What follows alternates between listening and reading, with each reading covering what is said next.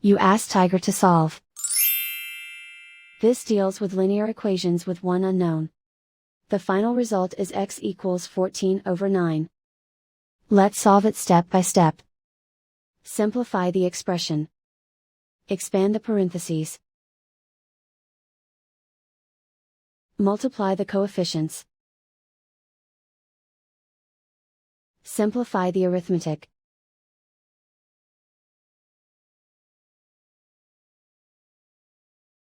Group all constants on the right side of the equation.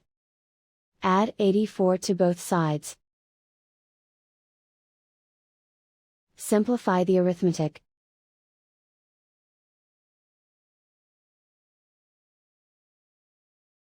Isolate the x. Divide both sides by 54. Simplify the fraction.